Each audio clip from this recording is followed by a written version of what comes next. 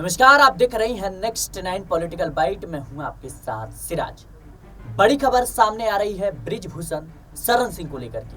जिस तरीके से बृजभूषण शरण सिंह को लेकर के बीजेपी असमंजस की स्थिति में बनी हुई है, इसी बीच बृजभूषण सिंह से जब सवाल किया गया कि आखिर बीजेपी ने अभी तक आपको टिकट क्यों नहीं दिया, टिकट कटने के सवाल पर बृजभूषण सिंह साफ तौर पर कहते हैं कि यह मेरा विषय है, आपका विषय नहीं है, आपको कोई भी चिंता करने की जरूरत नहीं है।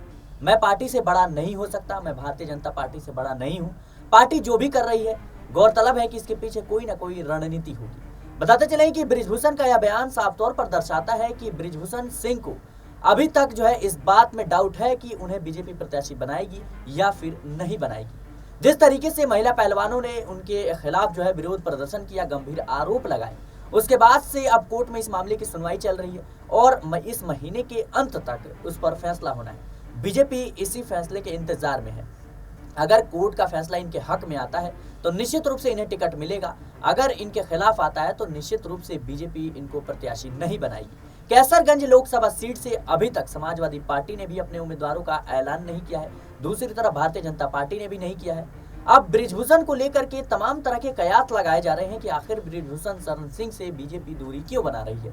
इसके कई पहलू सामने निकल कर आते हैं। एक कि जिस तरीके से अब 5वें चरण में हरियाणा की 10 लोकसभा सीटों पर चुनाव है और छठे चरण में कैसरगंज पे, ऐसे में बृजभूषण का सबसे ज्यादा विरोध है वो हरियाणा में है। अगर बृजभूषण सिंह को बीजेपी टिकट देती है तो कहीं ना कहीं हरियाणा की 10 लोकसभा सीटों पर बीजेपी को उसका खामियाजा भुगतना पड़ सकता है और बीजेपी साल 2024 के लोकसभा चुनाव में किसी भी प्रकार से कोई भी रिस्क नहीं लेना चाहती। बीजेपी ने यही वो वजह है कि रमेश बिधूड़ी, जयंत सिन्हा और साध्वी प्रज्ञा जैसे तमाम जो चेहरे थे जो कहीं ना कहीं एक समय पर बीजेपी को फायदा पहुंचाया, बीजेपी को जीत दिलाई, लेकिन अब उनको बाहर का रास्ता दिखा दिया बीजेपी ने, क्योंकि बीजेपी नहीं चाहती कि कोई भी ऐसा विवादित चेहरा हो जिसको प्रत्याशी बनाया जाए। बहरहाल बृजभूषण को लेकर के बात करें तो बृजभूषण ने जिस तरीके से यह बयान दिया है, यह साफ दर्शाता है कि बृजभूषण की अब मुश्किलें बढ़ने वाली है, क्योंकि बृजभूषण शरण सिंह साफ तौर पर कहते हैं कि मेरा विषय है, कहीं ना कहीं ये आपका विषय नहीं है, आपको कोई भी चिंता करने की जरूरत नहीं है। लेकिन बृजभूषण सिंह को यह समझना होगा कि जनता इंतजार कर रही है बीजेपी के उस फैसले का कि आखिर कैसरगंज से लोकसभा प्रत्याशी कौन होगा।